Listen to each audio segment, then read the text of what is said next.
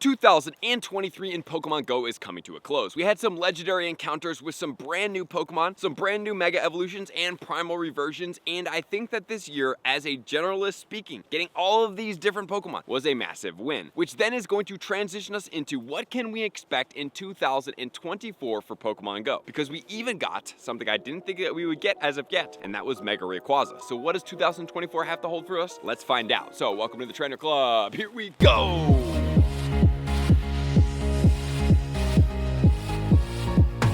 There have been a lot of additions as well as Pokemon introductions into Pokemon Go 2023. Some of the most notable ones for me is Primal Groudon and Kyogre that got featured in the Hoenn Tour, and then for Go Fest we got the Mega Rayquaza, as well as something else that I really like, the Mega Diancie and Diancie for Go Fest as well, because Diancie, even though it's not super common, will eventually be featured, I think, in Elite Raids, which will be able to get us some more of those and potentially get us a good one, more XL Candy, because that Pokemon is extremely powerful in the rock category. Not only that, let's talk about the Party Power Up that was introduced for Party Play. I know that the Party Play is not the best feature. I think they could give us way better rewards and a little bit more of a challenge, such as 50 excellent throws and give us 10 Ultra Balls. Why is it such a small amount of things? But that Party Play Power Up feature was a massive improvement, especially for people that are looking to in-person raids, and for the Shadow Lugia raids, it came down and it really helped us out. Not only that, we featured Shiny Shadow Legendary raids in Pokemon Go, which I think is a very cool introduction, and I can't wait to see more Shadow Legendaries come into the game and be introduced into those raids. Lots of fun there, including our Shundo Shadow Mewtwo encounter. If you guys want to see that and you haven't seen it, you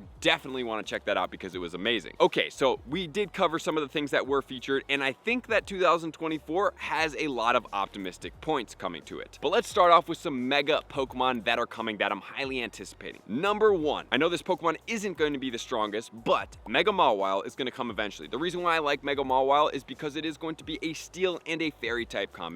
Great Mega Level 3, similar to Sableye, which is going to come up very useful for us when we're playing. Imagine Xerneas, and then we have Beldum in an event. You guys can get the XL Candy here and there. I love that for this Pokemon. And we really don't have a ton of Megas left, including things such as Mega Camerupt, which is already covered typing-wise by Primal Groudon with its introduction, which I think is a very cool feature, which I think Mewtwo probably should have the exact same suit, but we'll see, where they can cover an entire condition of weather. Groudon covers all sunny weather, Kyogre covers all of the rainy weather, and then Rayquaza covers all of the windy weather XL Candy boosts when at Mega Level 3. So I think that's fantastic. So obviously I think Mewtwo might be able to cover that, but Mega Camerupt, cool looking Pokemon, already covered. We also have the Mega version of Sharpedo, which is already covered by Gyarados. So there are multiple Pokemon, including Audino, that's going to be coming as well. That's a normal and fairy type, cool combination, but not the most valuable Pokemon as far as strengths go. So as far as strengths go, let's start off with the non-fighters, then we'll get into the fighters. We have the Mega Metagross, that for sure, in my opinion, will be coming in 2024. That is a Steel and a Psychic type Pokemon. With Meteor Mash, it is an extremely powerful Pokemon, and that will do an absolute ton of damage to the Fairy type Pokemon out there. As of right now, without a nerf, it's planning to be maxed out at 5,552. Yes. Very powerful Pokemon. It's a Pokemon that I often do lucky trades for because I really want a good one. And then next, let's move into some of the fighting type Pokemon that are going to be start topping the charts. So let's start off with Mega Heracross. While it is not going to be the strongest fighting type Pokemon in the game, guys, this Pokemon is extremely valuable. It's a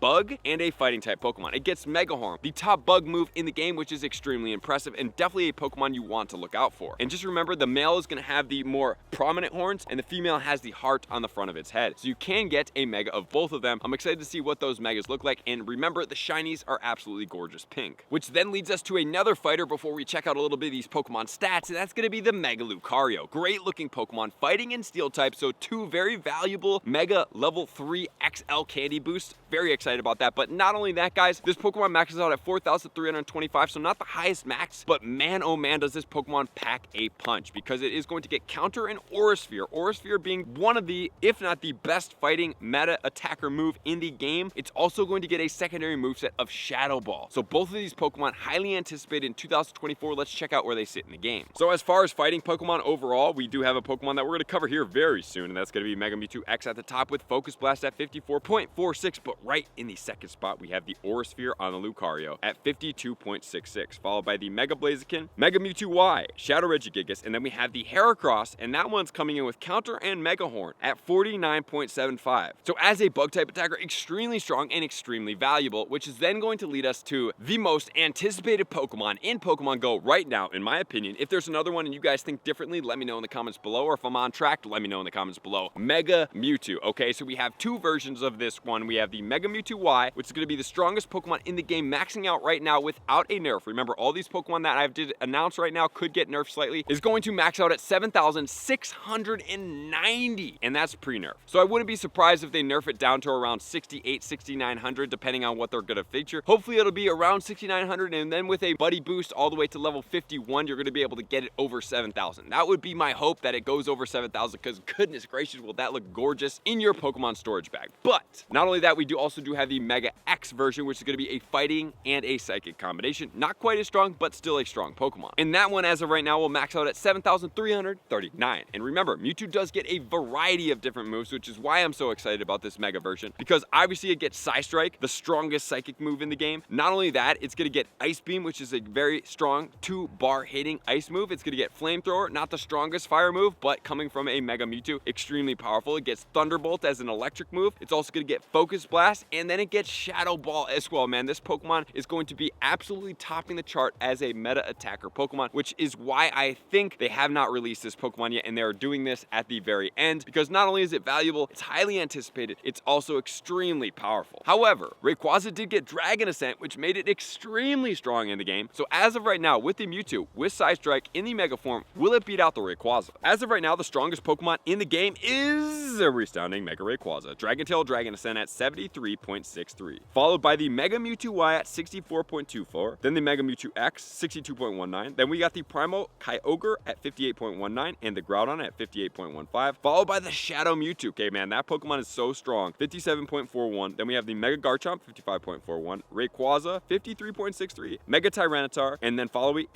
Max Eternatus. So wow, Dragon Ascent really put the Rayquaza on a whole different level than we could have anticipated. That is cool. So that means, and leaves the question for me, will Mewtwo get a move that will make it even stronger to keep it as the reigning supreme Pokemon in the game right now? You guys gotta let me know in the comments below, because Dragon Ascent rocketed Rayquaza. So will Rayquaza maintain the top position, or will Mewtwo be able to take it over? We'll have to see in the game, which is then gonna transition us into a couple other Pokemon that we just recently did see featured. So we did see the black and the white Kyurem, which I do anticipate that are going to be coming into the game. But let's also talk about that once the Megas are all done, what happens then? Maybe Gigantamax Pokemon we may start seeing being added into the game. It's something that is definitely a possibility and definitely could be coming. Let me know what you guys think is going to happen as far as Gigantamax, and if they do come out in 2024, what would you guys think will be the first Gigantamax Pokemon? Drop in the comments, let me know, because remember, I'm a Gen 1 baby and I learn Pokemon as we go and progress with Pokemon Go, so you guys probably have a little bit more knowledge if you are main series players for a long time. Okay, so now let's talk about the black and the white Kyurem. Okay, they're both dragon and ice type Pokemon, some of the strongest ice type Pokemon in the game. They look extremely cool. Let's check out what they look like.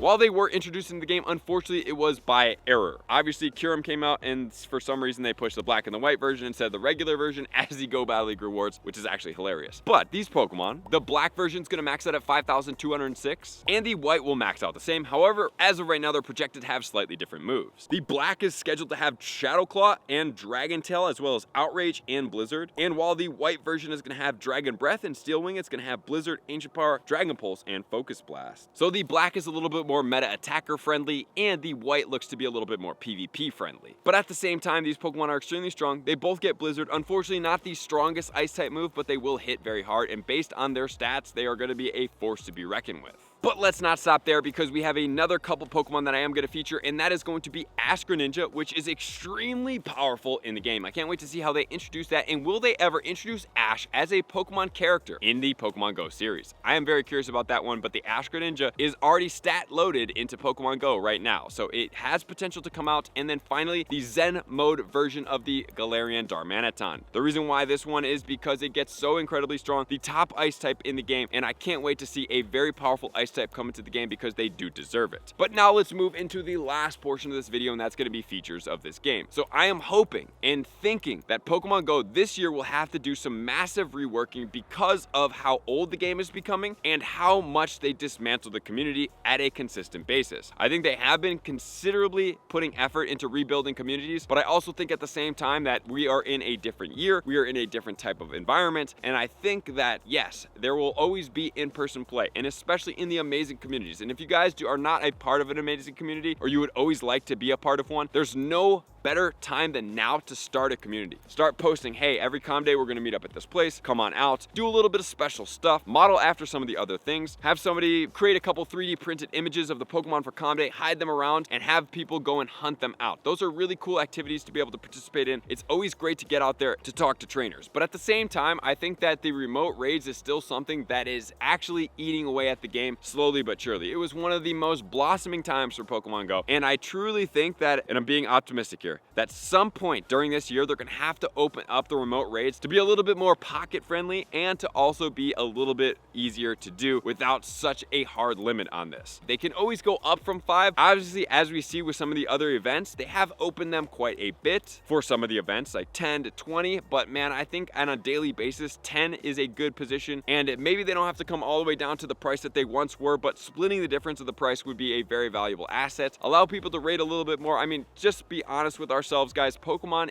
Go is all about raid battles and battling. I mean, it's all about battling. So if you're not playing PvP, you're either catching or you're basically getting after raid battles. So why not introduce or allow us to be able to participate in the thing that everybody loves about Pokemon Go, raiding. It's fun, right? But not only that, I'm hoping that they're going to integrate a little bit more of the features that are going to make this game a little bit easier, such as mass healing Pokemon, such as being able to activate multiple premium items with just clicking up with a plus sign, and making some of the game features a little bit more user-friendly, such as opening gifts easier, sending gifts easier, and maybe trading in mass quantities. I know those are some pretty hopeful things, but I think at this point in the game's trajectory, while you could keep adding in new features, such as the party play, which I think actually does a lot better for the game than I thought it would, at the same time, we're gonna have to make the game a little bit more efficient and a little bit more user-friendly to be able to play. So those are everything that I think we can expect in 2024, including that Mega Mewtwo X and Y, which is a very, very cool thing. So let me know if there's anything that you think is coming that I might have missed. And I actually would love to see the bottle cap feature or some type of rank up feature where we can gain 1 or 2 IV points for our Pokemon if we do best buddy it and put it into the grinder, because that is the biggest thing that Pokemon Go misses, in my opinion, is something that rewards you for playing more. As of right now, you can play more, and yes, playing more does give you more encounters, but there's nothing really that, like, as you play more, your Pokemon gets stronger, your guy gets stronger. Yes, you gain Stardust and XP, but there's nothing that really integrates that hardcore mode into people, like obviously raid battles did in Hunting the Hundos, but you're still playing on a Russian roulette system and not based on a skill-based system, and that skill-based system is desperately needed in Pokemon Go. So thank you guys for being here as always. Love and appreciate you guys. To all of my likers, commenters, subscribers, Patreon members, everybody takes their support, subscription, and participation to the next level. I'm gonna see you guys out on the next video. Peace.